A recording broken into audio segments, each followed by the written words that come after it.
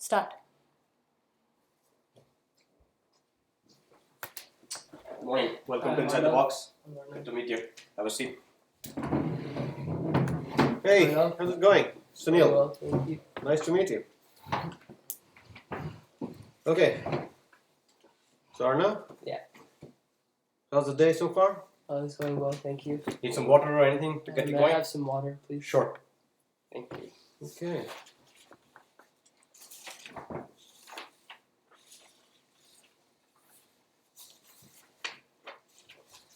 So what brings you here? I'm just looking for a job. This opportunity really jumped out to me. Looks something that I would be interested in doing. Okay. Alright, so here's the deal. Let me just get started. About myself, I passed out about 7 years ago from the same school, and I dabbled a few jobs. I was with a FMCG company, and then I worked with an ID company, and then finally I decided, it's about time to start up something of my own. Alright, so some of the seed capital that I had, I invested in a few companies, and this is the one. Right? Okay, so so we are a fairly young company, right? We got incorporated about 6 months ago, and right now we just serve our Cupertino, beg your pardon, and our vision is that over the next 3 to 6 months we'll expand, and we will cover the whole of San Jose, right?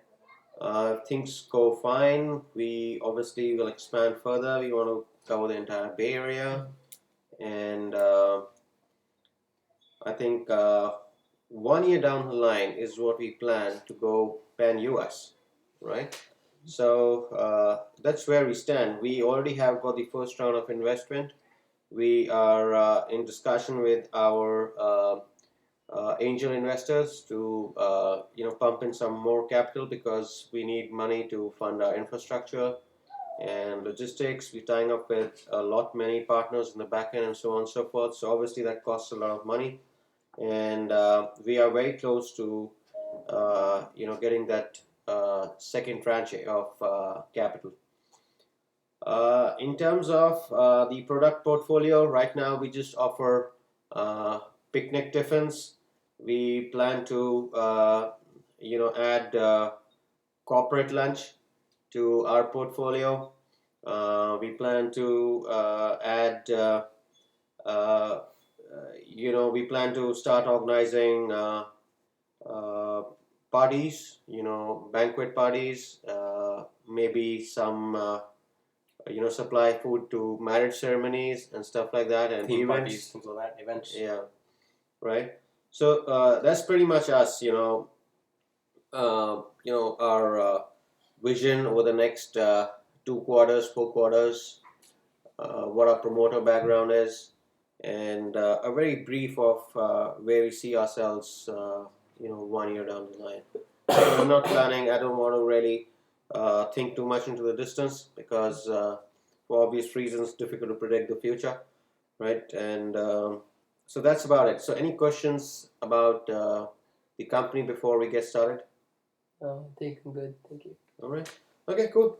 So tell me something about yourself. I mean, something that you would expect that's coming your way, right? First question. Yeah. So I'm a 16-year-old high school boy. I'm looking for a job. As I touched before, this opportunity really jumped out to me. It's a startup. I could really help build this company from the ground up into whatever, national enterprise. And I really feel like that's the right opportunity for me. Okay.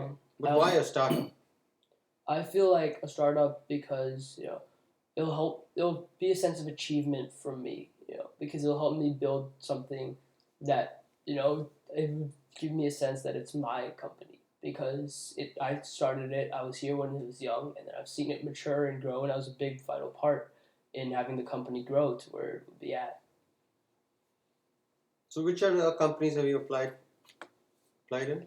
I've applied in a few other startups, but so all startups, is it? Yeah. Oh, cool. All right, interesting. So tell me something. Which function of the company are you really interested in? What is it that excites you? I think sales and marketing is my niche. Okay. I've always have had a bend towards sales and marketing, you know, and the VP of sales and marketing always stands out to me. Okay.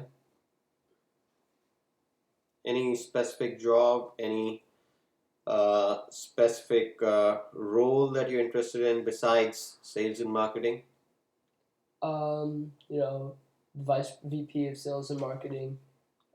You No, know, VP is fine. So, what's your definition of VP? So, what roles and responsibilities you think that come to your mind when you say vice president? you Well, that's know, a fancy title, yeah. right? And we are a small company. So, Mhm, when you say VP in a company of, say, 15 people, mhm, vis-a-vis VP of, say, Citibank, mhm. they have very different connotations, right? Yeah. So, let's just talk about the roles and responsibilities that you have in mind. So I really see myself because it's such a small company at the moment, really leading a team, maybe 2 to 3 sales associates and a few marketing associates.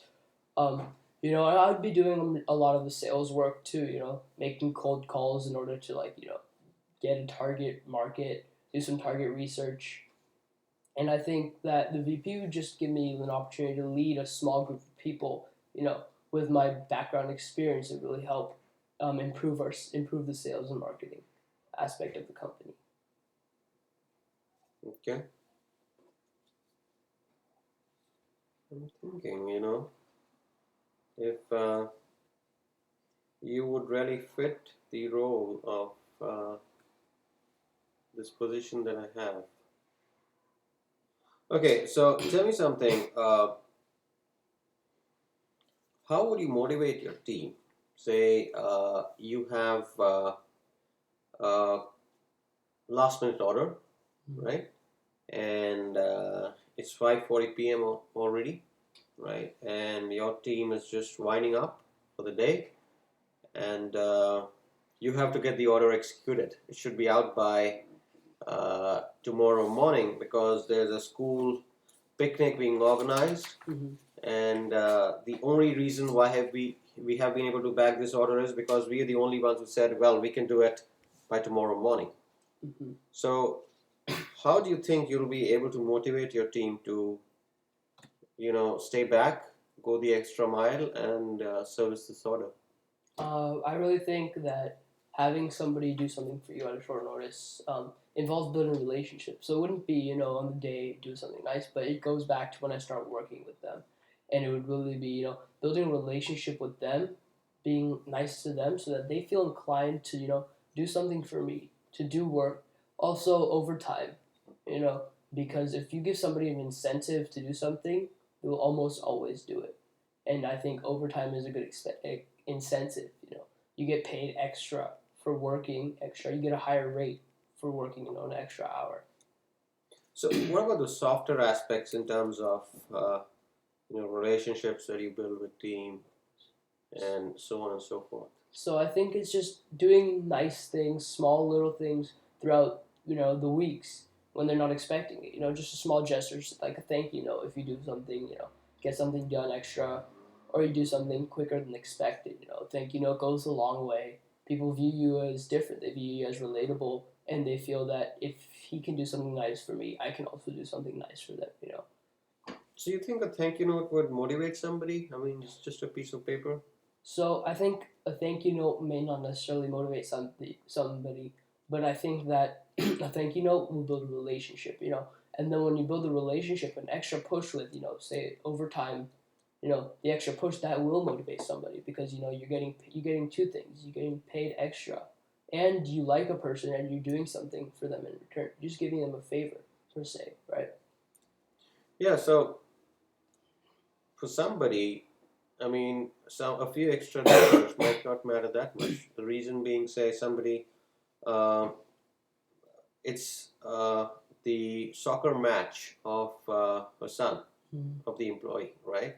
So she might not be too keen to stay back and put in those extra hours. So you think be adequate motivation for that person? I really think that maybe not for that exact person Mm-hmm. because their child family first and foremost. I always believe that family is always priority number one. Mm-hmm. Over work, over anything. So, but I highly doubt that. Like the chances are highly unlikely that everybody has a family Mm-hmm. problem on the same day at the same time. There will always be a few people that will be willing to stick around. Over time, and the fact that I've been nice to them. There will always be people who will be there. So what would be your definition of overtime? I mean, eventually it has to be something that will motivate the team, right? I mean, I can say, well, say $50, Mhm. right? So And that might not, and it's relative. I mean, it Mhm. might motivate somebody. To somebody else, it might not mean anything. Mhm. So, how would you really define that kind of incentive amount? So I would not say I wouldn't give a set amount. Really, it would be a rate depending on how much overtime you work, right? Because Mhm. somebody could scam the system, and be like, "Oh, I'm getting $50. Okay, I'm going to work 1 minute of overtime, and they'll get their $50." A rate I would say maybe, which is fair, maybe 1.5 times their current salary rate. So if they're making $100 an hour, then it would be $150 an hour for every overtime hour that they work. Anything overtime? See, it's a young company, right? We would not be in a position to give overtime all the time, right? Eventually, it has an impact on the bottom line. So I think that when people join a startup, they go in with the expectation that they will have to work extra. And Well, as that's what you expect. Somebody needs a job, you just join, you just yeah, come on board. so as a VP, Mm-hmm. they know that I'll always have their back. Because I will work with them, I won't work above them. So working with them, I would be doing the same tasks that they do. But with my background experience, then I may accomplish them faster, so I could help them finish their tasks.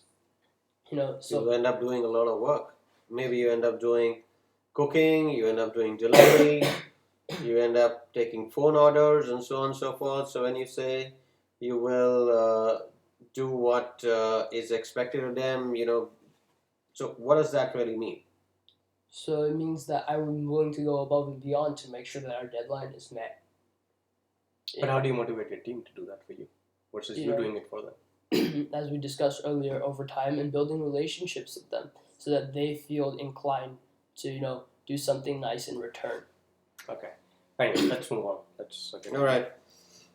Okay, so what are some of the key learnings or specific skills, if I may say so, that you have acquired to enable you to, deliver in this role, in this capacity?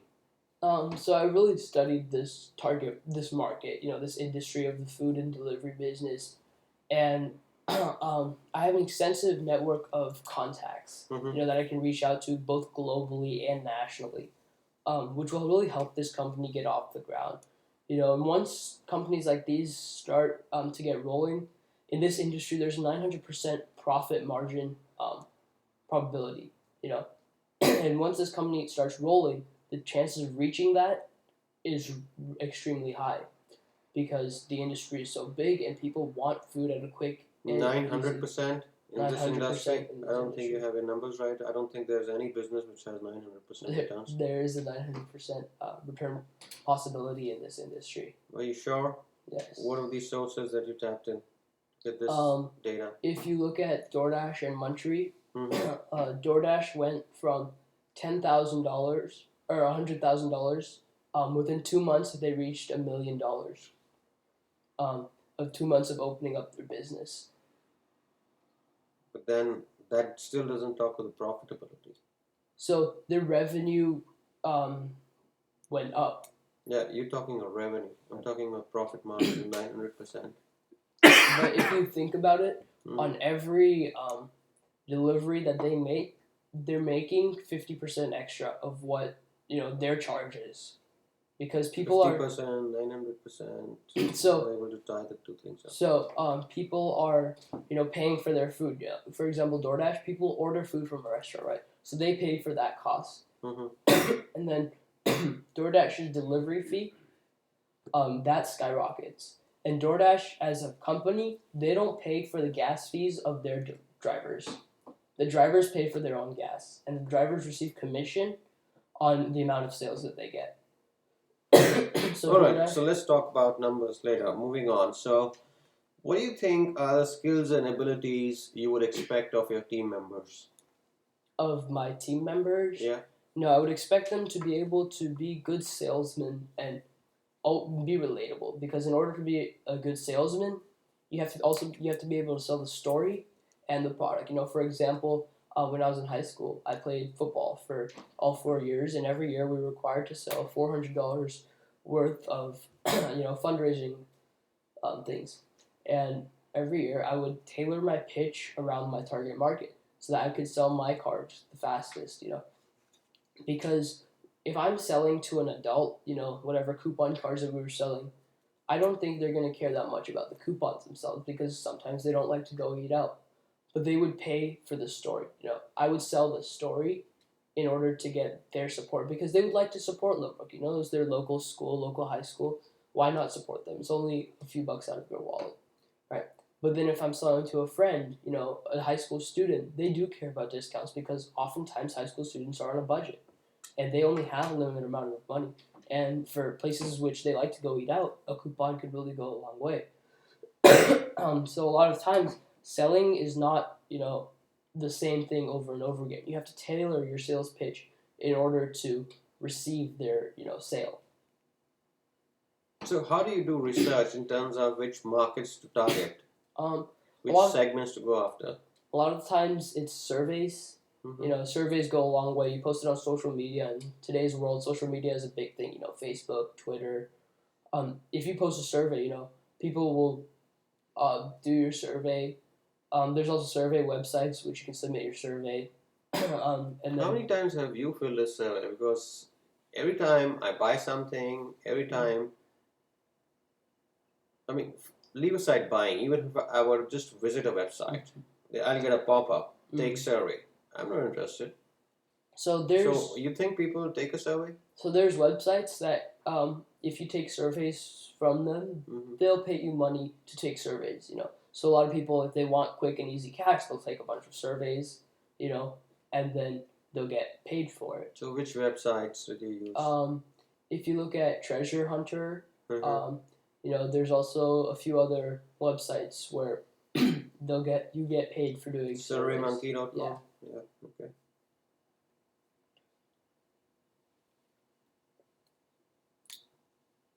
So, what makes you think you're qualified for this job?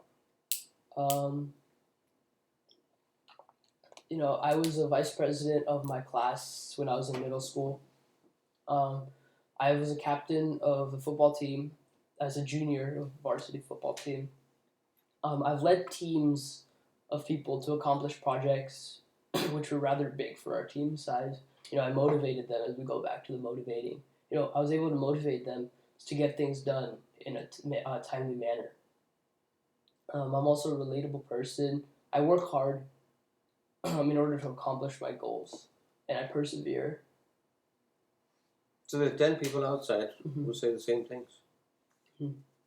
So, how do I differentiate you? How would you differentiate yourself? I think sales techniques, right? Because they all can be great salesmen, but at the end of the day, every person has different sales techniques, and some sales techniques are bound to work, and some are not. For example, if you're just the first thing in sales is a first impression. If I came in here, maybe wearing shorts and a t-shirt, you would automatically know that I'm not the person for the job. So, none of the people outside are dressed like that. I understand, but I think I have the ability to make a good first impression on people. Because if you don't make a good first impression, might as well call it a day, and you won't be able to sell anything. I think that I have a good first impression, and I do also have good sales techniques. I'm able to tailor my sales pitch around my target market, or around the market, or who I'm selling to.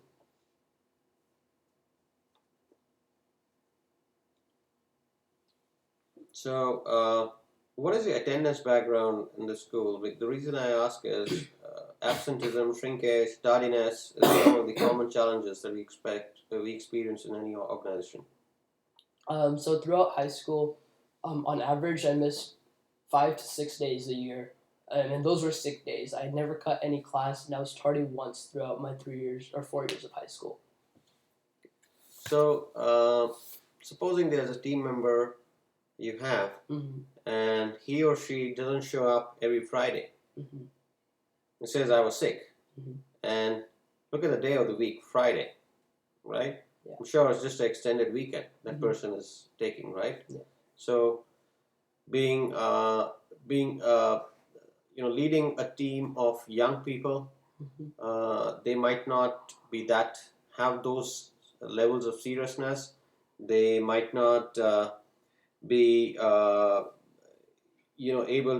They won't have those maturity levels to understand the the seriousness of this job, of their careers. So how would you motivate somebody who doesn't show up for work probably 2 or 3 Fridays in a month?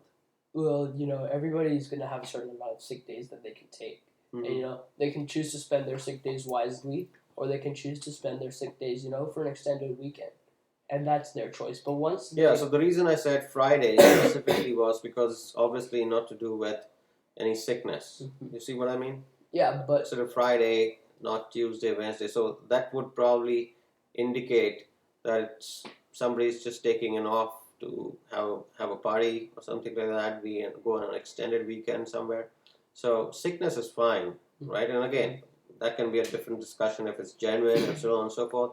But I'm talking also somebody for whom you observe it's a pattern. Mhm. So until they really, cross the amount of sick days that the company gives them a year, we really can't do anything, because if we accuse them, then there's potentially like a lawsuit coming against the company, But once they start to Okay, cross forget that, sickness. Suppose they just say, I don't feel like showing up at work.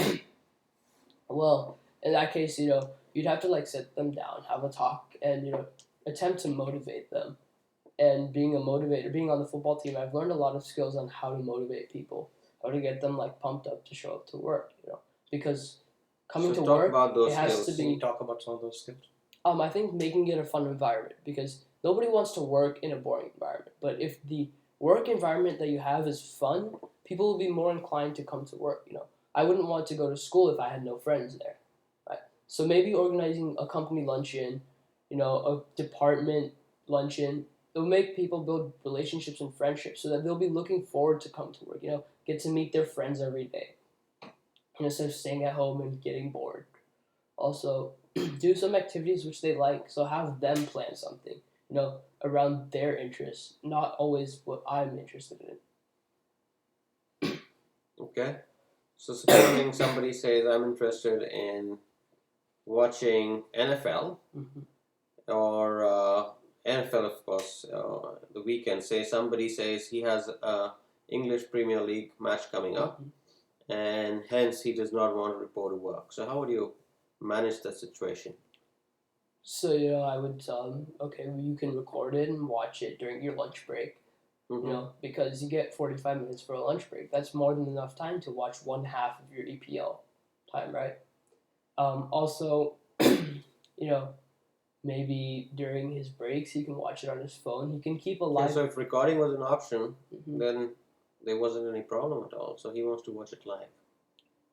Maybe So that's how the problem is there, right? So maybe we let him keep a website open so that he can follow the game, but not watch it. He can follow the game. Yeah, so somebody is hooked on to English Premier League, and somebody is watching their favorite soap opera. So I guess we'll end up, having people watch all their favorite websites in office. So That cannot lead to good how do you productivity. explain that? So I think that when someone comes to work, they know that they have a goal for the day. Maybe I give them daily goals. Goals that are harder to reach, and if they accomplish that goal of the day, whatever, if they spend their time productively and they accomplish that goal, then maybe you get to watch your game. It's like your little treat because you finished what you had to do during the day in a timely manner, and now you have the time to. But how do you deal with poor performers and somebody who's chronically a problem child? So I think with them, you have to sit them down and have a talk and show them that their performance report, and give them a warning, because once you give them a warning and they see, oh, okay, I need to pick it up or I'm out of here, maybe they'll start to pick it up, and if they don't, then they're not the right fit for your company, and then you need to let them go. Okay. So talk about life after work. What do you do in your spare time? I really enjoy meeting friends and fantasy football. I enjoy building a team and managing them and watching them succeed in fantasy football. And a lot of that translates to work, where I would like to see my team succeed, motivate them, see them succeed. Along with that, I play some football. I played football all 4 years of high school. And some of my spare times, if I didn't have a good day at work, I'll think, what could I do to make my job better? How can I do my job better to make the company succeed? And some of my spare time is spent doing that. Do you do a lot of reading? I don't read that much, books per se, but I do watch a lot of news, sports news especially. I'm especially caught up in the world of sports. Okay. So tell me something. In terms of personal development, right? Mhm. I'm not talking of office or a career. Yeah. In terms of personal development, where do you think you see yourself 5 years from now? Um, it's always been a goal of mine to start a nonprofit organization, to help other people in places of need. And I think by working for this company, I can do a lot of that because, once we start to expand in a few years, 5 years down the road, I feel like this company has potential to become so big that, maybe once a week we can give out, a few lunch boxes to people in need, because once we expand globally, China, Africa, India, there's a lot of places in poverty. And a few lunch boxes a week can really go a long way in helping the world out. Okay. So that's the corporate social responsibility bit, right? Apart from that, what are your personal goals? I mean, I feel like personal goals always correspond to work if you have a job because Yeah, so assuming you have a good job, you Mhm. have all the resources at your disposal. Yeah. So let's just talk of a hypothetical situation. Yeah. Right? You don't have the compulsion to really work, Mhm. right? So what would you do with your life? I would do something fun, something that feels to me maybe joy in like a football league for people who aren't good enough to make it to the NFL. I'd play some video games, um, and I would Do you attempt to think try you to can start. spend your lifetime playing video games? I don't think I can personally spend my lifetime playing video games, but this is a hypothetical situation, Yeah, so Um, that's what I want to understand. I mean, what is it that really excites you? What's your passion? I think helping others is a big part of my passion, and football is definitely one of my passions. So tell me something. What kind of activities in school did you participate in? I was in 3 clubs throughout my years of high school. I played football all 4 years of high school. Mhm. I ran track, and I played soccer. What level? High school. Okay, so no, so you're part of your school team. Yeah. All right. And then I was in part of 3 clubs. What kind of clubs are these? So the first club, Viking Buddies, it was where we would spend a lunch every week with specialized students, people who weren't as adapted to the world as we are today. And I just spend a lunch with them, do activities with them. The second club was Limbrook AISA. We would put on like cultural shows to raise cultural awareness for the school, and we would also donate all of our earnings and revenue from that to places in need of poverty. So, for example, the Rishi project going on in India, a lot of our funds went to that. And the last club was Athletics Unlimited.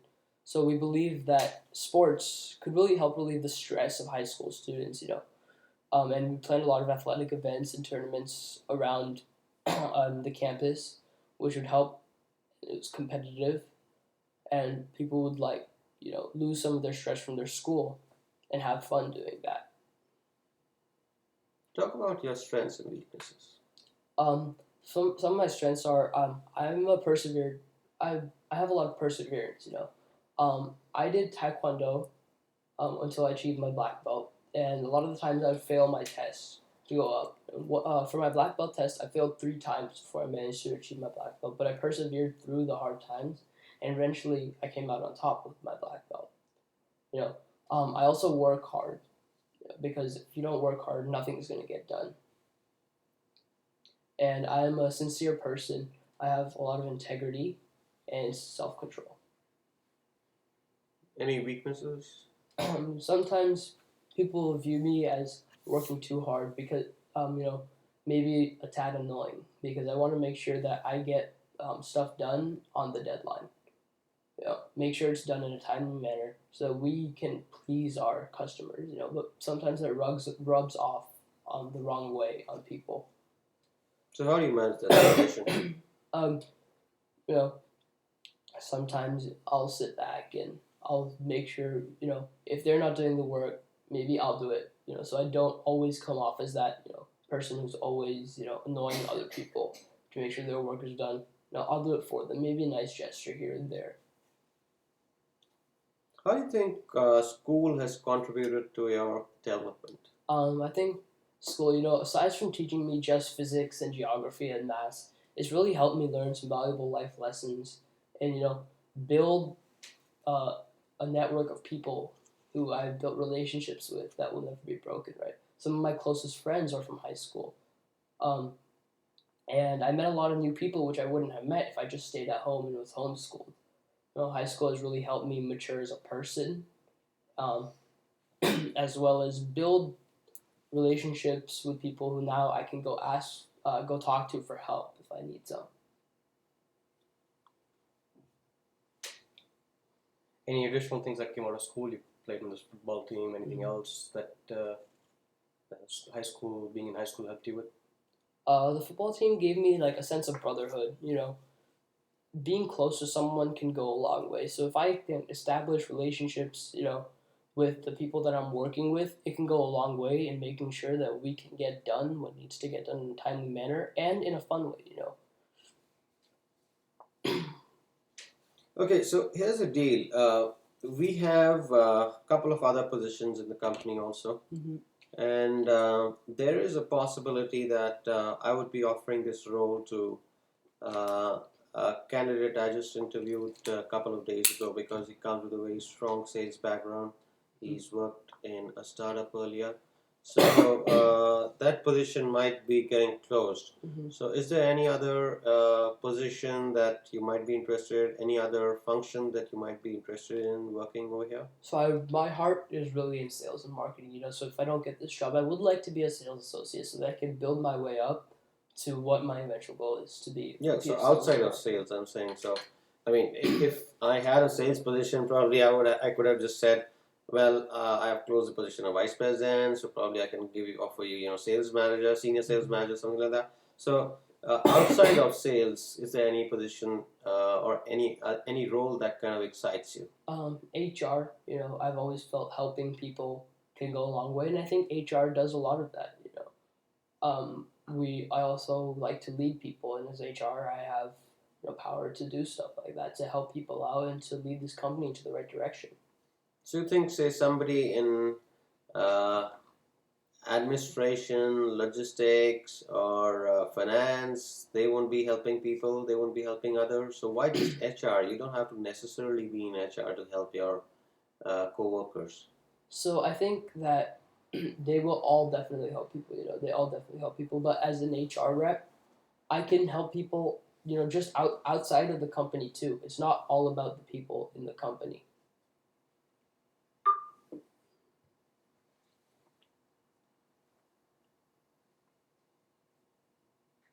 Okay, so let me just come back to something that I touched upon earlier. How would you,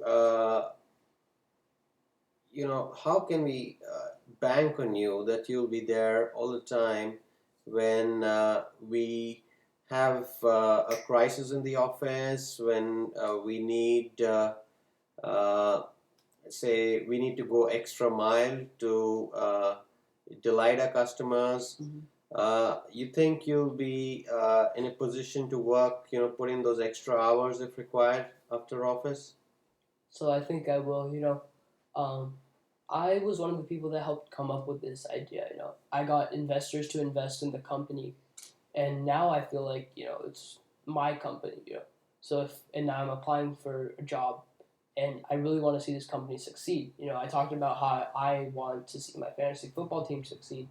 It's kind of the same thing, but I feel more inclined to see this succeed because this is real life, and this is something that I put a lot of already hard work into. I stayed up countless nights, and now seeing the company succeed would make all of those worth it. Okay.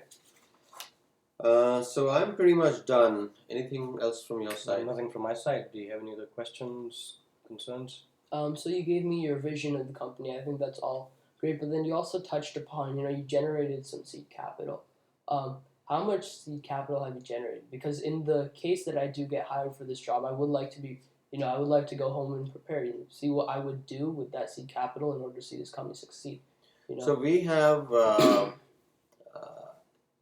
million already, and we are in discussions with our partners to pump in a little bit more, say to the tune of 2.5 or 3 million. So that's what we have on the annual. Okay. All right. So I think that's about it from our side. Thank you so much, Arnav. I appreciate your time. And somebody from our HR team will get back to you. Okay. All right. Thanks so much. Have a nice day. Thank you very much for your time. Thank Thanks you. a lot.